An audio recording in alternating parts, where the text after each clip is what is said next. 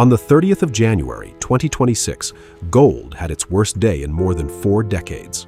Spot gold fell 9.5% in a single session, one day after touching a record just under $5,600 an ounce.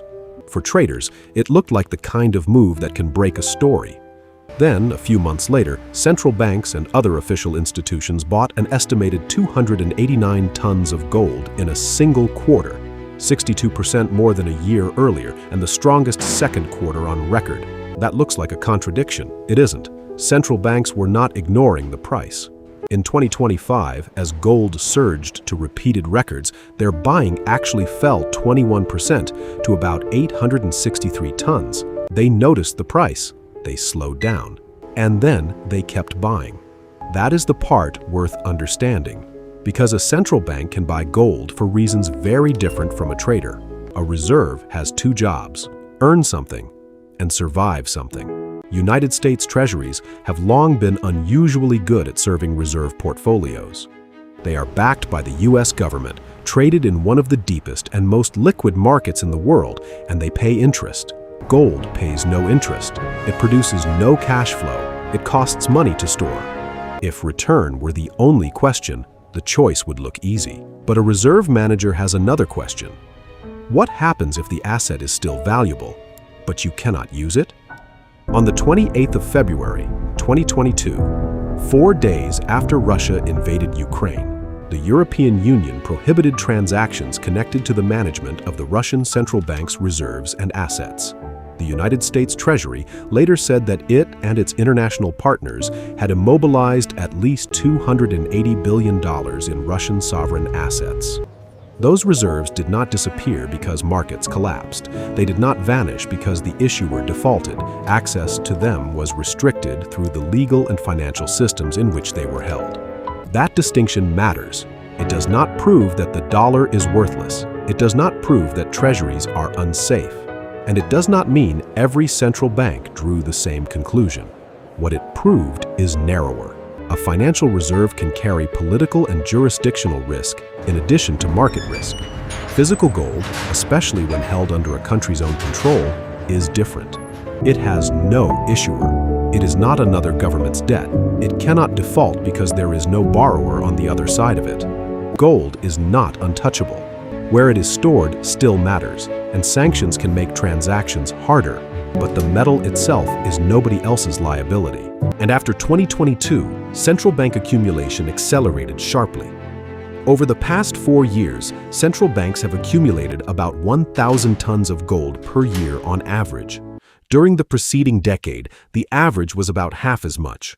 Global central bank gold holdings now stand at roughly 36,000 tons, close to the 38,000-ton peak reached in 1965, during the Bretton Woods era.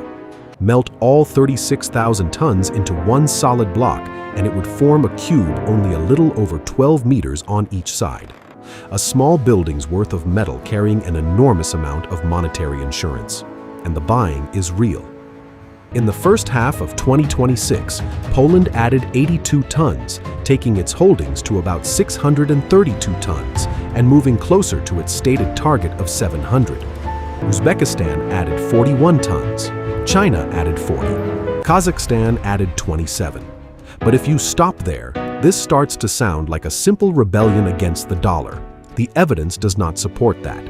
At the end of 2025, the European Central Bank calculated that gold represented 27% of total official foreign reserves at market prices. United States Treasuries represented 22%. It was an extraordinary headline.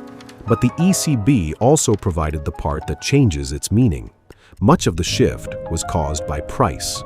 Gold rose around 60% during 2025. When the ECB recalculated the same reserve composition using the gold price from the end of 2023, gold's share fell to 16%. Treasuries rose to 26%. Central banks had bought a lot of gold, but the market had also made the gold they already owned look much larger. And there is another distinction that matters. Treasuries are not the dollar. They are $1 denominated reserve asset, not the entire dollar reserve system. In the first quarter of 2026, the US dollar still accounted for just over 57% of global foreign exchange reserves. A 2025 research paper by a Federal Reserve economist looked directly at whether countries accumulating gold were systematically reducing their dollar reserves. With a few prominent exceptions, the answer was no. Gold accumulation was generally not associated with de-dollarization. The pattern looked more like diversification. Central banks are not necessarily replacing the dollar with gold. They are reducing the risk of asking one kind of reserve asset to do every job. And in 2026, Turkey showed what that means when the emergency actually arrives. On the 28th of February, the United States and Israel launched attacks on Iran, setting off a war that immediately shook energy and financial markets. Turkey was not directly attacked, but the shock hit an economy heavily dependent on imported energy. The lira came under pressure and the central bank intervened. Then gold became part of the response. Over 2 weeks in March, Turkey's official gold reserves fell by almost 60 tons, worth more than $8 billion at the time. But most of that gold was not simply dumped on the market. The majority was used in swap transactions to obtain foreign currency, or lira, while a smaller portion was sold outright. By the end of the first half, Turkey was the largest publicly reported official sector gold seller of the year, down about 83 tons. That sounds like evidence against gold. It is almost the opposite. A reserve exists to be used when conditions deteriorate. Gold that had been accumulated during calmer years became an asset Turkey could mobilize when it needed liquidity. The drawdown did not show that gold had failed. It showed what a reserve is for, and Turkey was not alone in selling. Russia reduced its reported holdings by 44 tons in the first half. So this is not a one-way stampede into metal. Some countries buy, some sell, some swap. Price matters, liquidity matters, domestic policy matters, crisis conditions matter, and central banks are not oracles. Britain demonstrated that in 1999, when the government announced a restructuring of its reserves that eventually sold 395 tons of gold through 17 auctions. The average sale price was $274.95 an ounce. The official rationale was portfolio management. Reduce exposure to one asset and move the proceeds into interest-bearing foreign currency assets. Whatever you think of that decision today, it makes one point very clearly. A central bank buying gold is not proof that gold must go higher. A central bank selling it is not proof that gold must go lower. These institutions manage reserves for objectives far broader than predicting the next price move. The same caution applies to today's survey numbers. The World Gold Council received responses from 76 central banks in its 2026 survey. A record 45% of respondents to the relevant question expected their own institution's gold reserves to increase over the next 12 months. 90% cited gold's performance during crises as a reason for holding it. 84% cited its role as a long-term store of value. 82% cited diversification. Those answers matter, but they are intentions, not tons.